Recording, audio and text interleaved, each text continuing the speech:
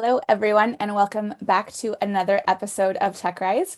This week is one of our very exciting weeks where we focus on a specific neighborhood in Chicago and the founders that are building incredible businesses there. So this week's neighborhood is North Lawndale, and the prize money today is sponsored by the Staines Family Foundation and the Morrison Family Foundation. So we are so grateful to for their partnership, and we're very excited to bring these incredible founders to you today for a chance to win $50,000. So for those of you new to TechRise, we are an initiative started in partnership with Verizon to help support BIPOC and women identifying founders from across the greater Chicagoland. So basically anyone with an idea can come on to TechRise, they pitch their business for a chance to win somewhere between $25,000 and $50,000 every single week, all year long. This year, the prize money will probably be divided up a little bit, so we'll see how it ends up turning out. But basically, every founder comes on, they pitch their business for 4 minutes, and then it's followed by 4 minutes of Q&A with our judges, who then go off and deliberate and choose a winner real time. So it's definitely worth staying till the end of the hour to watch and see who wins. Definitely an inspirational week. We also are welcoming a friend during the deliberation time. So we'll have Andy Zopp here from Cleveland Avenue and the Cast Us Fund. And I forgot to introduce myself. I'm Desiree Vargas Wrigley. I'm the Chief Innovation Officer at P33, Executive Director of TechRise, and two-time Latina founder here. So this comes from a place of love for sure. So with that, I'm going to introduce our judges for today. First, we have Israel Muñoz. He's an investor at Acrew Capital. He's a native Chicago Southsider, house music lover, and amateur boxer. He approaches VC with a passion to change the direction of capital so that more of us can have a shot at defining the future. He's currently an investor at Acrew Capital in San Francisco. Before that, he invested in venture funds as an LP with the Illinois Treasurer, helped launch Angeles Investors to support Latinx founders, and worked in Linio, an e-commerce platform in Latin America, as a Fulbright scholar in Mexico City. Israel, it's great to have you here. Did we lose you entirely to the coast, or do you still work from here? I'm living out there, but I'm actually in Chicago for a few days. Oh, great. Well, hopefully you're getting to meet a lot of founders while you're here. All right, next we have Sharlene Guiriba. She's a VC fellow at Harlem Capital. Sharlene is a Chicago native and Filipina immigrant focused on creating pipelines and mitigating equity gaps for under-resourced communities through investment and innovation. She has operational experience leading software business operations at wealth tech startups aiming to democratize quality retirement advice and VC experience in edtech, fintech, and Web3 deals. She's passionate about digging into the intersectionality of these three investment areas to catalyze more diverse equity, inclusion, and accessibility in our world. So it's great to have you, Sharlene. And then our final judge is Reginald Jones, principal at Acrew Advisory Group, LLC. He's president and CEO also of the Jacobs Family Foundation and Jacobs Center for Neighborhood Innovation.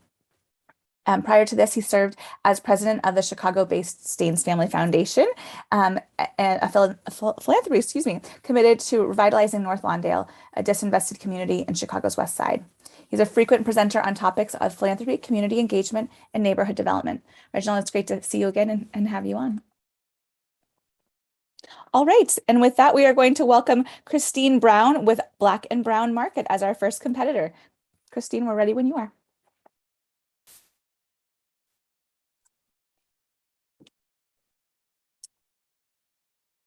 Hi, Desiree. Thanks so much for having me today. Can you guys see my screen okay? We can. You're not quite in presenter mode yet. Okay. I don't know why this is doing that. Hang on 1 second here.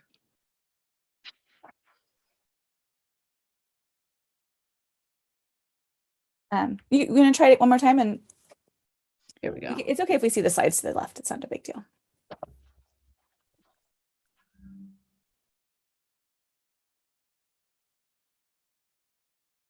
There we go. Can you see that? Mm-hmm. Perfect. There you go. Wonderful. Thanks so much. Again, thanks so much for having me here today. When I moved to the West Side, I would tell friends about, living in the neighborhood. And every now and again, you would hear things like, aren't you scared? Or there's a lot of violence. And, those things are very true for any neighborhood similar to Chicago, where, there's a lot of disinvestment, but there's a lot of rich history and beauty in the West Side of Chicago. Investment into underserved communities continues to be the root of economic and community self-esteem. And the problem that exists today is the fact that the pandemic has disproportionately affected minority-owned businesses, and there's a sense of urgency that needs to be had in a way that we can help build and better serve Black and Brown communities. Shared working spaces are not hard to come by. And however, it is very difficult to find something that appeals to a diverse group of people with different backgrounds, especially when we think about location and cultural representation. Globally, there are over 20,000 shared working spaces, and the US leads with just over 5,000. And that's a fraction of what other countries are doing in terms of providing these spaces. And when you think about the opportunity to be intentional, there's tremendous value in creating something that is timely and dynamic. Black and Brown Market is reimagining co-working, and we're building an ecosystem. We're bringing in micro-retailing, food halls, and media and workspaces to a single brick and mortar space to the heart of Lawndale, serving the community and the culture. And what that means is we're being intentional. We're not reinventing the wheel. We have a model that really works. What we're doing is leading with both a subscription-based and a digital-based model that allows for people to not just connect with us virtually, but also in person. We have the brick and mortar that'll serve with 3 different types of opportunities, both flexible and affordable memberships for individuals. It's designed to serve retailers through a smaller lens as they're emerging designers, and as well as office space for different type of co-working and engagement. The co-working space alone is a $26 billion industry globally. And there are less than 56 spaces in the United States that are owned by Black and Brown people. Providing these spaces today for a workforce of a changing workforce of entrepreneurs and corporate executives is necessary. And my research anticipates that there'll be over 5 million people that'll be working from co-working spaces by 2024. So the opportunity to position and tackle decade-old issues while also serving as a blueprint to an ecosystem that fundamentally changes Chicago is vital. We've already made some wonderful traction. We've served over 24 Black-owned businesses, as well as partnered with some very key marquee brands throughout the Chicagoland area. We currently have a waiting list of over 200 people for both office spaces as well as membership. We have partners lined up who want to be a part of our food hall experiences, as well as other engagement opportunities. And we have a combined social media following that's building, as well as opt-in subscribers to our newsletter. We've built proof of concept, and we're going to continue to model our brand in a way that is timely and in line with what the consumers need. We have excuse me. The competitive landscape looks a little bit different today, but it's going to continue to evolve. And the model that we've created is really focused around, again, those Black and Brown entrepreneurs that are being underserved. And while co-working is not necessarily a new concept, it is new to focus on a concentrated area and a segment of people that are leading the way in entrepreneurship as it is today. We have a lofty goal, and the goal is lofty because we're thinking about having enough runway to support and have enough team. Oh, I gotta cut you off, sorry. You can cover this part in the Q&A. So judges, you wanna come on and we'll do some questions? Sure. Israel, do you wanna go first? Yeah, well, thanks so much for the presentation. Really enjoyed it. I'm curious to learn more how you're thinking about pricing for the subscription and how you are identifying a location for the co-working space. Yeah, great question. So we've already identified a location. The real estate itself is $2 million. I think one of the key differentiators between the opportunity with traditional co-working spaces is the fact that in Black and Brown communities, we can actually own our properties, which will give us a different level of opportunity to create revenue and generate support that way. But in terms of, can you repeat that initial question? Because I kind of dove into one part of it. How are you thinking about pricing for the membership? Pricing. Yes. So flexibility is key. And we recognize that we're serving a community that is not as financially savvy as other communities. So the virtual model allows members to participate for $5 a month. This will give you access to the entire membership database allow you to see events and things that are built into the app. In terms of actual on-site membership, we're starting at a minimum of $10 a day, just depending on how that person wants to participate in the relationship with Black and Brown, and giving them that flexibility to not have to commit. But there's also monthly options available that can range from $19.99 all the way up to $49.99 a month. Sharlene, you want to go next? Yes, I'm curious, what is it about your team that makes you the perfect one to execute on this vision? Yeah, great question. So I just hired CEO Aaron Saunders, who happens to be a serial entrepreneur and founded a inclusive innovation incubator in Washington, D.C. Partnering with him is important to building a team because he's already sort of done the work and he knows what it takes. And he's also had the opportunity to fail a little bit. So he knows where some mistakes have happened that can help me along the way to be really, that are going to be really critical to making this a successful partnership and business. Reginald? Yes, from a capital standpoint, you've got several key components. You've got certainly your physical plant, your building acquisition that you referred to. You are talking technology development here, and you're basically looking at a membership base and some space rental. How do you propose to capitalize this venture beyond perhaps winning today's competition? Absolutely. So, I mean, it definitely doesn't stop here. Like I said, $6 million is a lofty goal. And even winning today is going to put a small dent, but it's going to start to help us build momentum around that digital presence, which will definitely allow us affordability to start actively getting memberships and building on that. And we're definitely doing some fundraising. We've already talked to some key investors that are very interested in helping us obtain and secure a site. As well as, you know, looking at other opportunities for pitching and competition. I mean, the hustle doesn't stop here. It's just, you know, here's where I am today, and hopefully you see the vision. You have 20 more seconds if there's anything you didn't get to cover from the pitch. Yeah, I think, you know, and I'm going to paraphrase, you know, something that Patrick Getty says that sticks with me is, you know, think global and act local. And Black Brown market is really generating an opportunity for Black and Brown businesses to generate $1.6 trillion. And supporting us start the change that helps rebuild and revitalize communities through timely resources and amenities that I think are inherently what it takes to rebuild Chicago's West Side. Thank you so much. Great job, Christine. And next, we're going to invite Jay Simon from Jay Simon Productions.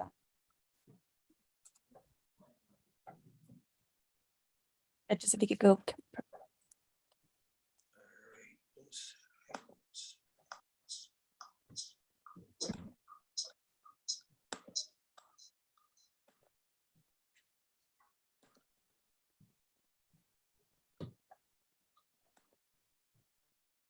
All right, we can see your screen. We can see you. We're ready when you are.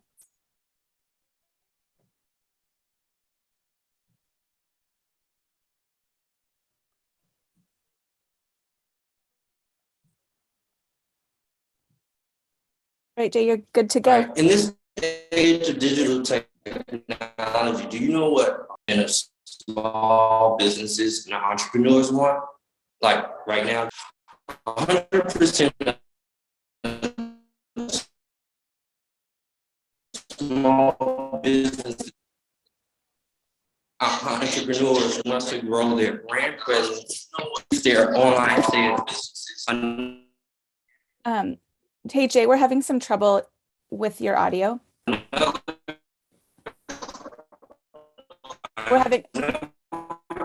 It's lagging. Do you want to stop and see if you can switch to your other device for your audio, since we're having trouble hearing you?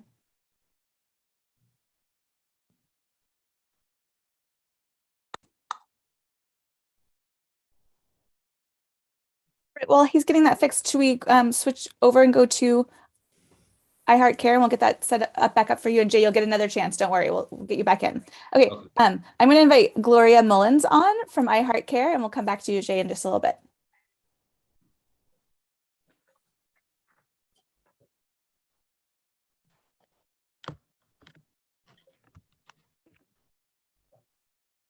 Hey, could you stop sharing? I'm sorry that this is getting into an awkward spot, but if if Jay can stop sharing, then we can get Gloria onto sharing, and then we can go fix whatever the technical issue is. So Gloria, we're ready for you. Okay. Jay, if you could just turn off your video, that'd be great. Thanks. Okay, perfect. We're there.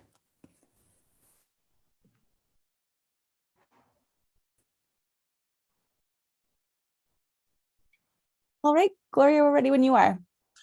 Happy Friday, everyone. My name is Gloria Mullons. Please go ahead and buckle up your seatbelts. I want to dive in and ask you a few questions. So, would you go to the airport without your confirmation number? Would you check into a hotel without your reservation number? Did you know that at some point in your life, you will visit the emergency room for yourself, a family member, or a friend? So what's my story? My grandparents became frequent ER users in 2010. They repeatedly had trouble sharing their medical history, which impacted their care when we went to the emergency room. I talked to friends and they were having similar experiences. So as I looked more into this area, I discovered that this is a real problem, that 250,000 people die each year because of the medical errors in their charts. 25% of those charts have greater errors if you are an elderly person or from a disadvantaged community. When we looked at emergency room visits for seniors, they accounted for 314,000 avoidable hospitalizations, resulting in $2.6 billion in Medicare expenditures. So what's our solution at iHeartCare? We have a complete health card with basic medical history and medications. It's convenient, it's small enough for your wallet, for your purse. It's thorough, it has further information via a QR code that doctors can retrieve information, and it is available today for $10. Our market size, well, when we look at the US populations for our seniors, there are about 56 million seniors. We are looking to target about 500,000 of those elderly patients with a potential revenue of $5 million. Our strategy, we want to have a grassroots efforts outreach for our seniors. We want to find them where they visit most, houses of worship, community health centers, etc. These are our competitors listed here. What makes iHeartCare better is that we have a solution for elderly individuals that are not technologically savvy. They don't have a smartphone. They don't have access to a cloud. That is what makes us unique. Milestones and projections. We currently have 10 customers. We're trying to get to 5,000 a year from now. We want to improve our prototype by investing in light technology to lower the cost to make the cards.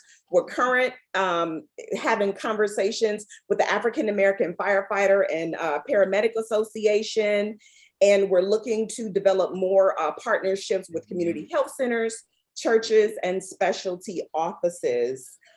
Why iHeartCare? Why me? I've been a caregiver for the past 12 years. I've worked in the public service sector for 15 plus years, serving low resource and minority populations. I've been advised by New Voices Accelerator and Project Healthcare. What does the world look like with iHeartCare? Well, for consumers without the boarding pass, they go into the ER, they have an allergy that's not shared. But with iHeartCare and their boarding pass, they go in, they scan their card, they get treated, and they go home complication-free. That's iHeartCare, Gloria Mullons. Thank you. Great job, Gloria. Sorry about that noise coming in from side, but we're having a bit of a technical day, but you powered through really well. Judges, if you come back on, and I'm going to start with Sharlene. Yes, thank you so much for your presentation today. With respect to your go-to-market, obviously your core customer is of an older demographic. And so how are you going to get them comfortable to use this boarding pass and just have that educational onboarding? Well, because it's paper, we want to pair the boarding pass with their identification. When you go to the ER, you have to hand over that insurance card. So we want to just offer this up as an additional pairing. So this is your medical history. If you're not feeling well, all your information is already written down, and this is going to help you get registered quicker. And it's paper, right? And it's already there, so they don't have to worry about retrieving anything, just pulling it out. Yeah. Reginald, do you want to go next? Thank you. Gloria, great pitch, crisp indeed. I want to ask you, this is a paper mechanism in a technology age. And with that being said, how do you reach your audience, or this is basically a marketing component, how do you reach your audience, sign them up, they receive their paper? What's the mechanism of distribution, if you will? So right now, I do have an electronic survey. It's word of mouth. So we can do a phone conversation. There's a QR code. You can complete the survey. When you complete the survey, I have all the information on my end. Then I print it out, and then I, laminate it.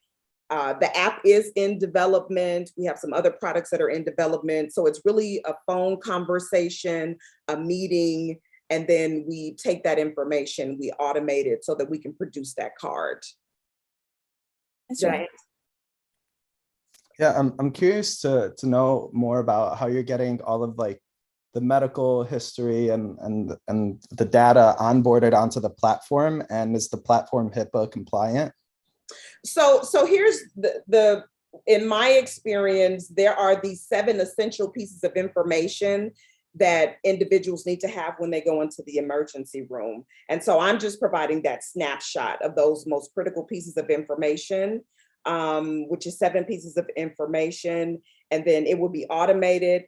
Excel is HIPAA compliant smart sheets. And so that's what I've been using in Google Sheets. So as we grow, we will continue to be HIPAA compliant. As long as the users agree to work with me, we won't be sharing information. And once they have the card, it'll be printed, it'll go to them. And so my lawyer is saying that yes, HIPAA compliant, we can make that happen so that information is not leaked or violated. Just out of curiosity, what are those 7 essential pieces of information? So it is going to be your date of birth, your medical history, illnesses, allergies,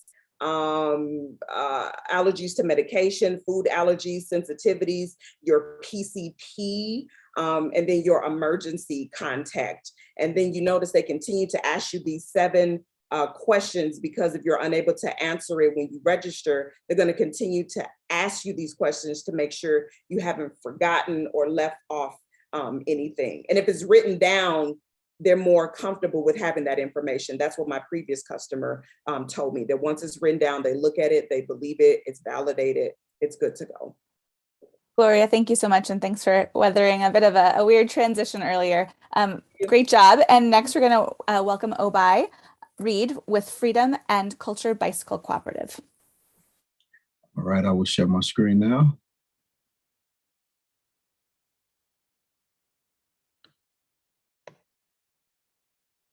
Carol, can we have you go camera off? Yes. Well, no, Oboi, we want you on. We just wanted just to go off. You're great. All right. Are you able to see my screen? We do, but we don't see you. I think when I go to my go to my slides, you're not able to see me. Is that all right? Yeah, if that's what we have to do, that's what we have to do. All right. Ready when you are. Hello, judges. My name is Oboi, Olatunji Oboi Reed. I am the founding president and CEO of the Equiticity Racial Equity Movement. Equiticity improves life outcomes through the dignity and wealth creation of shared ownership. A powerful example of that is that of the Brotherhood of Sleeping Car Porters, organized right here in Chicago a group of railroad workers founded the first African-American labor union, overcoming impossible odds to transform society. We founded the Freedom and Culture Bicycle Cooperative, and I am joined by a passionate team of designers, engineers, fabricators, and storytellers. The Freedom and Culture Bicycle Cooperative is a first, a worker-owned manufacturing cooperative that is a vehicle for workforce development, job creation, and wealth generation here in the North Lawndale neighborhood on the west side of Chicago. There are three problems the Freedom and Culture Bicycle Cooperative will address. First, the beautiful North Lawndale neighborhood suffers a poverty rate of over 40%. This is compounded by a spatial mismatch between members of the community and the job centers. Second, nearly all bicycle equipment is imported from Taiwan and China. Lockdowns and supply chain constraints have disrupted this outsourced industry. Finally, despite efforts to foster diversity, Black and brown people continue to be grossly underrepresented in the bicycle industry. We plan to build a factory to reshore bicycle manufacturing capacity, meaningfully enrich industry diversity through ownership, all while directly addressing racialized inequities. This is a win-win-win scenario. Our bicycles are simple, versatile, dependable vehicles suited for recreation, exercise, and general transport. We will manufacture, distribute, and sell direct to consumer North Lawndale made bicycles relying on neighborhood-based worker owners. The total US market has grown rapidly in the past 2 years, and market research shows it will continue to grow at a stable rate through 2030. In talks with many in the industry and my own anecdotal experience, we are all seeing a growing interest in cycling among Black and brown communities. Our production model is a pillar of our marketing strategy, differentiating our bicycles from standard imports, which we will sell through 3 channels: online, retail bike shops, and bicycle brands. First step, pre-launch will distribute a batch of 15 demo bikes to partner retailers here in Chicago. I am proud to announce Cozy Cyclery, the largest bike shop in Chicago, has already agreed to carry our bikes in their stores. Second, we plan to contract larger OEM orders and one-off collaborations with existing bicycle brands. Through our existing relationships, we are already in discussions with companies up and down the bicycle supply chain. Finally, we plan to replicate our operating model in new regional markets to scale production and address a larger territory. With your investment, we plan to complete production of our 15 demo bikes, advance market research, develop partnerships, and launch here in North Lawndale. With that, I would love to answer any of your questions you may have and explore how we work together to bring our shared vision to life, a vision inspired by the brotherhood of sleeping car porters. Thank you, Sharlene, Reginald, and Israel, as well as Desiree and the extended TechRise family. Let's ride for freedom and culture. All right, let's do it. And Oboi, hopefully we can get you back on screen and when you stop sharing. Yep, there you go. Cool. Oh, okay. Maybe go off presentation share so we can get you into the bigger. Perfect. Okay. All right. And Reginald, can you come back on? Great. Reginald, you want to kick us off? Oh, you're muted. Great presentation. I think you have a great business vision here. Have you found in the community a manufacturing center or a center by which you will make and assemble your bicycles? Thank you, Reginald. We have identified several locations that we think could work for our manufacturing vision. However, we are not at the point now where we want to start to negotiate with the property owners. However, there's several locations that could be a good fit for our vision. What's your startup capital projection? We anticipate we need to raise about $1.4 million total. That includes all of our capital expenditures, space, heavy equipment, et cetera, and staffing. Yeah. Thank you. You're welcome. Thank you. You can go next. Sorry. No, go ahead, Israel. I really enjoyed this presentation. I'm a huge biker. Like that's my Wow. #1 method of transportation. And I love the idea of collective ownership. I think it's extremely important, not just for wealth creation, but also aligned incentives, right? Yeah. I'm really curious for the bike that you're producing. Is there any differentiation between the bike you're producing and others currently in market?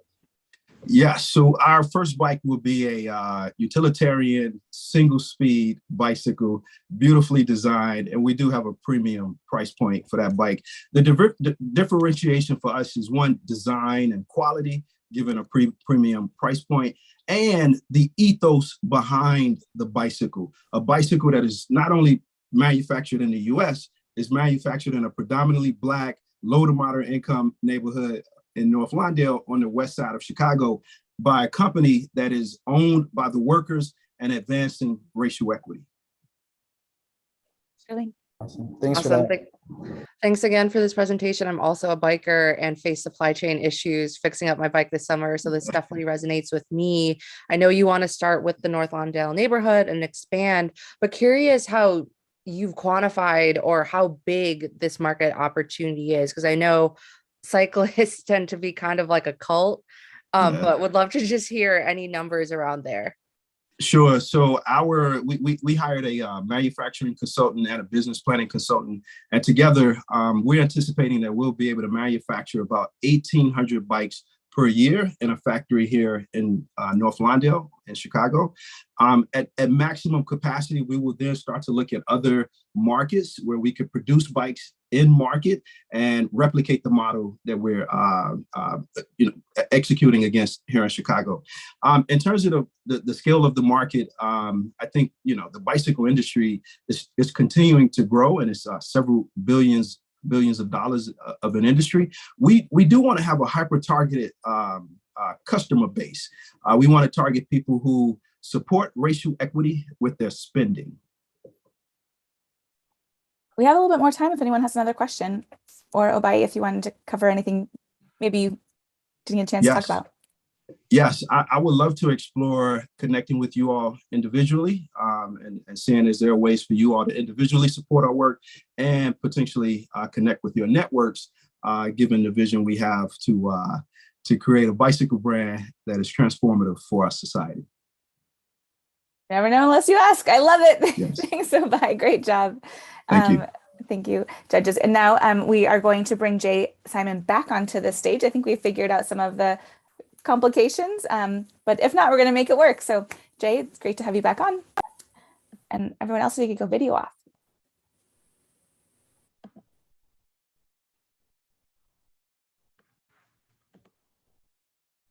All right. In this age of digital technology, do you know what 100% of what businesses want? Like right now, do you know what it is? 100% of businesses wants to grow their brand presence in online sales. Here's another quick fact. Over 91% of small businesses use content marketing, and 50% of small businesses don't have any marketing plans. Hi, my name is Jay Simon. I am a Lawndale resident and the founder of Jay Simon Production Studios. We're a digital marketing agency for small to mid-sized businesses who need a creative team to elevate their video content presence, boost online sales, and drive new customer traction and engagement. We do that through our 4-step process, through our discovery call, where we get acquainted with the client, understanding the client's needs and wants. And the next step will be our content marketing meeting, where we put together our storyboards and understand their vision a little bit more.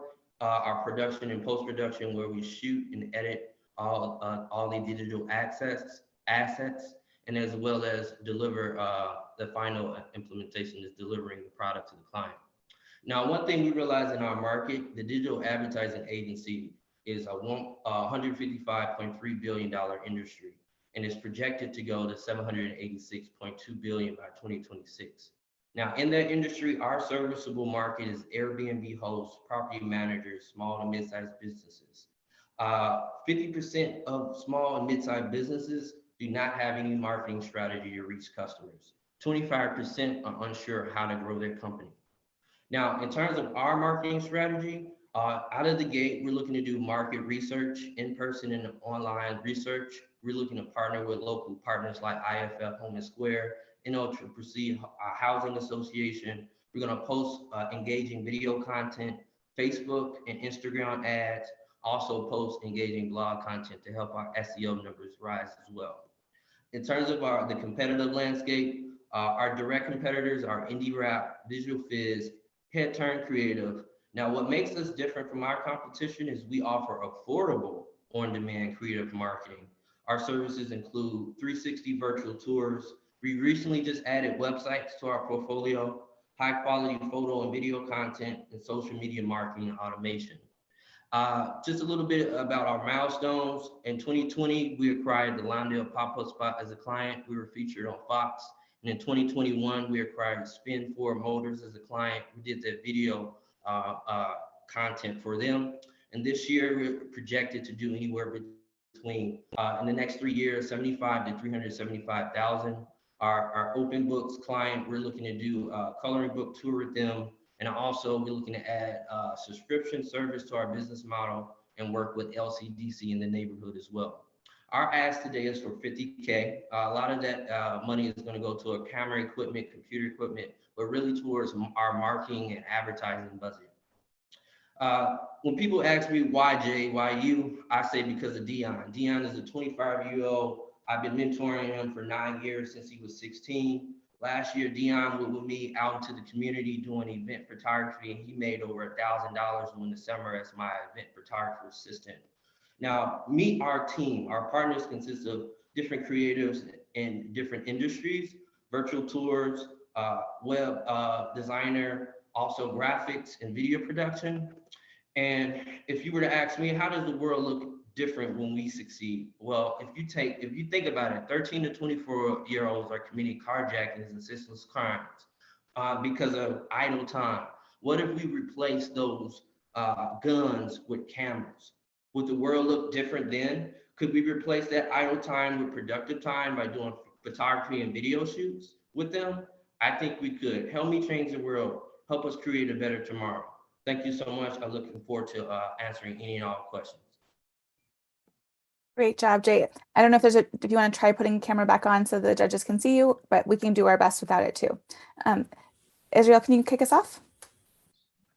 Yeah, I'd love to learn a little bit more of like, kind of like the ROI or kind of like the benefit, whether it was increased sales or something else that kind of your previous customers have had using your service.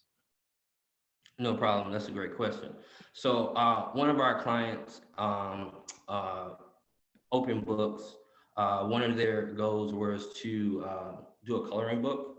So with being able to do a coloring book, their potential engagement was their numbers on their Instagram page, from the Open Books Instagram page. So they saw from working with us and us posting, they saw a 5% increase in their numbers on Instagram, but also us providing them like with that content for engagement, we were also able to collect data from the community, which was more valuable for them than dollars. Thank you, super helpful. Sharlene? Yeah, just really curious more around your go-to-market when it comes to your target customers. Like how much of that is like organic, referral based, or like are you doing paid advertising, or what does that strategy look like for you? Great question. So right now we currently have about 150 clients in our database. We're looking to double that by doing our marketing research strategy, which is online feedback. So posting that out there. So we're still going to go organic and get with the warm market. We're getting referrals first, and then we're going to invest the dollars into the advertising budget to put that out there. And like I said, we're looking to work with partners already in the community that we've been working with to help us assist to reach that goal as well. All right, Reginald.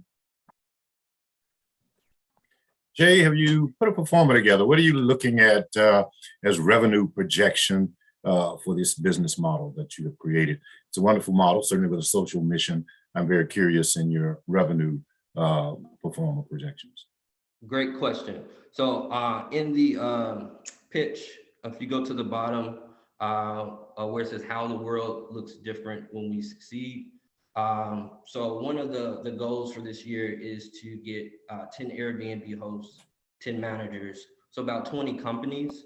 And what we want to do is put together, well, what we have is a plan where we can help them with their social media, We can help them do their video, photo content, their graphics, be able to help them to close their retention rate on their properties.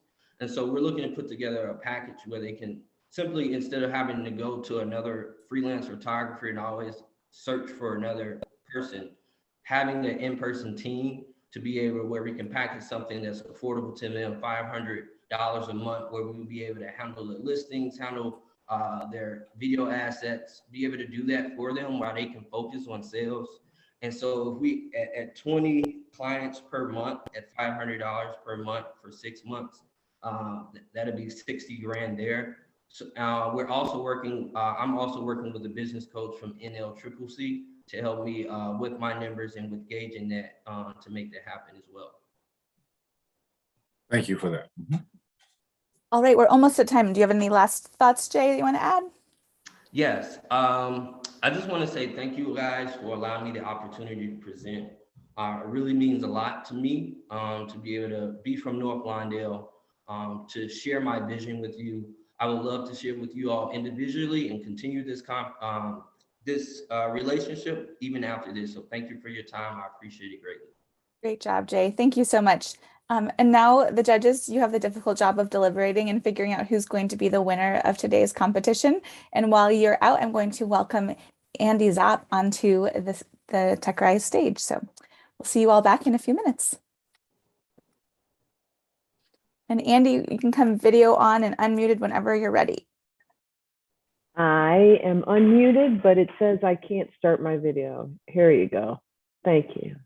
Great. There I am. Yes, Reginald and Jay, I'm going to have you guys go video off while Andy and I chat. All right. So and we've had Andy on before, but not everyone's seen her. So I'm going to give a little quick bio. She's managing partner of Cleveland Avenue's Cast Us initiative. And she leads the organization's work investing in and developing minority and women-led entrepreneurs and their companies. She has significant experience in a broad range of areas, including banking, consumer products, retail, regulated industries, human capital crisis, and risk management, and government and community relations. And previous to Cleveland Avenue, Andy has had a storied career working as former president and chief executive officer of World Business Chicago, our partner in many things at P33, and former president and CEO of the Chicago Urban League, also a great partner, and other executive leadership positions at several Fortune 500 companies, including Sara Lee, Sears Holdings, and Exelon. Andy, it's so nice to have you back on. Thanks, Desiree. Thrilled to be here. Great job to the entrepreneurs who presented. It was great to see them. Yes, it is, so great to see how entrepreneurs all over the city are using technology to advance their visions. And so I love it when we do these North Lawndale ones. So for the people who are listening for the first time, can you share a little bit more about Cleveland Avenue and Cast Us and kind of how that works? Absolutely. So Cleveland Avenue is a venture investment firm founded by Don Thompson and his wife, Liz Thompson. Don is the former CEO of McDonald's. Founded about 7 years ago. The firm started, its first funds were focused on food, beverage, and related technologies. In addition, we have a foundation that Liz leads, focused on education. And last year, I have no sense of time post-COVID, so early 2021, we launched a fund called Cast Us that I lead that focuses on investing in Black, Latinx, and women-led entrepreneurs here in Chicago. We are, unlike our other Cleveland Avenue funds, sector agnostic. So we don't just do tech, although we have a number of tech-related companies, as you know. And our focus really is on trying to provide growth capital to companies that are typically have less access to capital, and there's been real disparities in that space. And we were hoping to address that. Our fund is a $70 million fund. I'm happy to say that in the last year and a half, we've added 14. We have a total of 14 portfolio companies. Hopefully, before we reach mid-year, we'll hope to get to 15. So it's been really exciting. Yeah, it's a really busy year. Can you let people know a little bit about what you look for in the founders that you fund in Cast Us? Absolutely. So as I said, it's Black, Latinx, and women entrepreneurs. We don't typically do seed or startup funding. So we're looking for companies that have been operating with revenues for at least a year, preferably 2. We hope for a minimum of $250,000 in annual revenues, although our kind of sweet spot is a little bit more than that at 500,000. We are typically do equity investments, although we have done some convertible debt as well, and typically we end up getting looking at somewhere in the high single digits, low double digits in terms of our ownership stake when we're done. We co-invest a lot, and we're happy to do that, and that's been really exciting. I'm curious if what you've seen happen over the last year. I mean, I remember when we were starting TechRise and we said we're going to do 30 pitch competitions a year, 4 founders a week, and people were like, there aren't enough founders of color, there's no chance.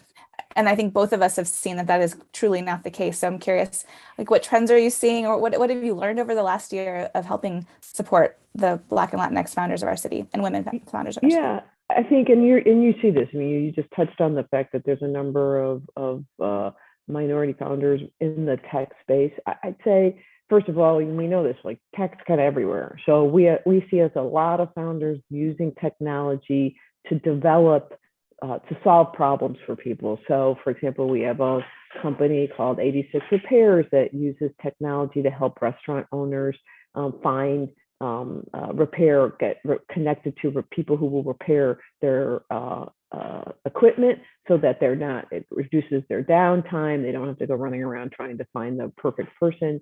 It's hands-on actual equipment repair, but it's technology enabled. We have a company that we just added called 5 to 9 that has a technology platform that supports in-house event organizers. So people who have prepare events for employees, typically they're using spreadsheets and Eventbrite, and this is a platform that connects to all of those things, but allows people to have data and just makes their life simpler. Having some run HR in a big company, that tool is incredibly valuable. So again, solving a problem for a simple problem, meeting, organizing, and tracking and data using technology. But we also have some food, consumer products companies. We have a couple of great food companies. One's called IO Food, that's really expanding food in the West African flavors and foods in the grocery store, and they're growing wildly because people are really interested in new flavors, new opportunities. And we have a company called Whole and Free, makes snack crackers that are allergen free. They get rid of the top 14 food allergies and gluten, and most importantly, taste really good. They're very addictive. That's kind of the problem with the crackers. So we kind of that's a good problem. So we cover the gamut. I would say we're seeing a lot of tech-enabled businesses, more and more, but we also are seeing a number of consumer product-facing companies as well. Yeah. Well, I had the great fortune to be at the Future of Food Summit and see Don speak about the work that you all are doing, and doubling down on the food space right now actually feels pretty exciting given everything that's happening in Chicago, all the way from kind of ag tech to different forms of protein, and so it seems like you're going to have a lot of deal flow there. Do you guys see?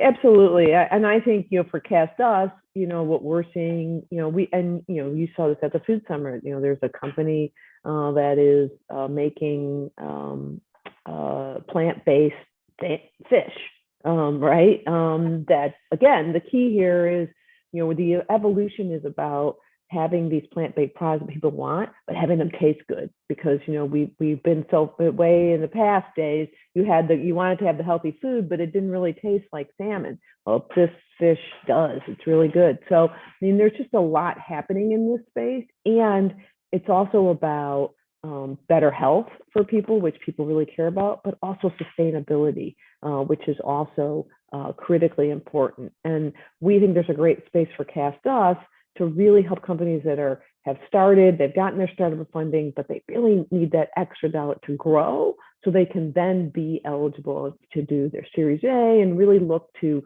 bigger investors to help them expand nationally and to help them really, take their products and their to the next level. So there's a real space for us, and we're really happy to be there. And Chicago is, as you heard at the Future Food Summit, really kind of a hotbed for food, but it is also a growing hotbed, and you know this as well, for technology. That is, that was something that people didn't really used to think about Chicago, but the work of P33, the work of World Business Chicago, the University of Illinois with DPI, to really let people know about the amazing workspace technology innovation that's happening here has also grown that sector, and we're getting a lot of looks for investors for our businesses. Absolutely. And I think, that at P33, we focus on life sciences and quantum and electric vehicles as part of our regional work. But one of the things that's been so, I think, exciting to see, and then partially because of funds like Castus and some of the others, is that we're now funding founders who are solving problems for people that are not just kind of the 1%, Right. Like, how do I get my groceries 5 minutes faster it's a problem worth solving, but it's not necessarily what is going to change things for our South and West Side citizens in Chicago, for example. And so, one of the things I think that's so amazing about the work that you guys are doing, and hopefully, our collaboration, is that founders who are solving problems in their communities are understanding how technology can take it and expand it and scale it beyond their smaller vision. I think that's what we're seeing today here. And I think 86 Repairs is a perfect example of that. But anything that you think is like a trend or an opportunity that specifically represents, Chicago citizens that we're going to see as a category over the next, 12 to 18 months? I mean, who can really predict venture, but curious if there's anything that you're seeing as a trend or something you're excited about. Yeah, I don't know if there's anything, one trend. As I said, I think where we're seeing is, people doubling down on health and health related, and you saw some of that today with Oboi's bikes. Sustainability is huge. People are turning more to different ways, not to mention the price of gas, much less. But that will solve, real issues for people. So I think that sustainability, health are areas where people are thinking through, and access. I'd say the other big trend that we're seeing is, how do we improve access to opportunity? You saw that with I Heart Care, really about how do we improve access to healthcare for communities that often are challenged. And there's huge health disparities in communities of color, in part because they're challenged with getting their information to where they want. And I think you saw that some of the trends that we're seeing, you saw in the presentations that you see today. Healthcare is going to continue to be huge, and making sure that there's access, and people are trying to address the disparities in healthcare, particularly, and Chicago is a great place to do that because we have significant disparities in healthcare. We also have some incredible health institutions. So that health and wellness generally with food, and how do we have, better and more better for you products, and tech enabling communities to do things and have access that they wouldn't otherwise have. Yeah, no, I completely agree. And I Heart Care is such an interesting example, right? Because it's really just it's a piece of paper. It's an analog solution, but it requires kind of, an offline to online to offline experience that is a tech enabled, and you can see how it can scale, right? With QR codes and an app and everything. So I completely agree. And it's not something that you would immediately think of as such a huge problem, but why don't we have our information handy alongside our insurance card? So I'm not making a plug. The judges can't hear me, but speaking of, I think the judges are coming back in. But like, as people, I think, are thinking about, anyone that's watching that has a small business that, is starting to recognize how they could potentially make it into a big business, what would you recommend to, someone who has kind of that aha moment? They're currently like a restaurant owner, or they have a salon or something, and they see an opportunity towards something tech enabled. What do you think? I know they can't come directly to you guys yet, but like, what would make those businesses exciting to you a few years from now, besides the revenue? Yeah, I think, for them, I would say First of all, we have a huge, ecosystem of organizations that support small businesses, and growing that organizations that will support small businesses and thinking through tech solutions, whether it's the Urban League, whether it's some of the incubators that exist. And so I think about trying to access some of those resources or academic institutions, right? Who schools where they have students to say, here's my issue. Here, I've identified the problem. Here's how I think I can solve it, but I need someone to help me build the tech. There's a lot of there are a number of places that will help do that. So I would think that through. For us, it's really thinking about real growth.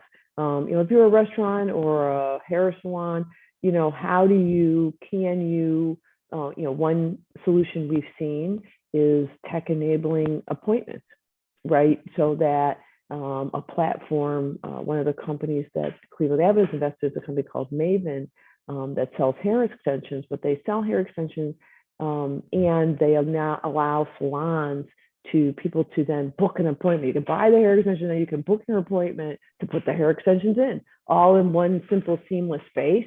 Again, so that ease. So the key is how can you make your business more accessible to people and easily? And the more people can do that from their phones, which is where the world has been moving pretty rapidly, the better that's going to be for your business. Completely agree. I'm getting messages that they're back and they've made a decision. So Andy, thank you as always for being a wonderful partner and for supporting the community of founders that are, continuously growing in Chicago with your incredible fund, and can't wait to read about Fund 2. Thanks, Desiree. Nice to see. Always a pleasure to be here. Thank you. All right. Sounds like we have some winners decided. So can the judges come back on camera and all the founders too? And who's going to be announcing the winner today? I'll be announcing it today. Thanks, Desiree. First of all the judges were so impressed by all your pitches. We are so inspired by your ethos and mission to really bring change to the North Lawndale neighborhood, and really appreciative of your time because it's very hard to build any type of enterprise. And with that being said, the prize is going to be a little bit different today. So everyone is, I hate being cliche, but everyone's going to be a winner. And so I will start off with Gloria at iHeartCare and Jay Simon from Jay Simon Production. Both of you will be receiving $7,500 today to help continue building your enterprise and promoting your mission. Christine at Black and Brown Market, you will be receiving $10,000 to help create more of those co-working spaces so that hopefully everyone here on the call will have a chance to really share ideas. And then lastly, Oboi, congrats, Freedom and Culture Bicycle Cooperative will be receiving $25,000. So hopefully we can get the bicycle production up and running. But again, we were so incredibly impressed, and I'm sure we'll be in touch with all of you in the future. Well, congratulations to everyone. Free money to go build your businesses is incredible. But Oboi, do you want to say a couple of words as the winner today? Yes, thank you all. This has been a labor of love for many years. It's been a dream come true for some time, and your financial support and kind words move us closer to shifting how we do business in this city, creating models where marginalized people are being centered and having opportunities to generate wealth in our neighborhoods, and bringing manufacturing back to this country, to an urban environment is part of that calling. So thank you all. I look forward to working with you all soon. Thank you again. Thank you, and congrats to everyone. Founders, you did an incredible job today representing our city. We're so proud to have you on the TechRise stage. Thank you to the judges for being here and spending so much time with our founders and giving them great questions. As always, thank you to Verizon for your ongoing support and making all of this possible. And a special thanks today to the Staines Family and Morrison Family Foundations for their generosity that allowed for such a large gift today. Have a wonderful weekend, and we will see you all back next week.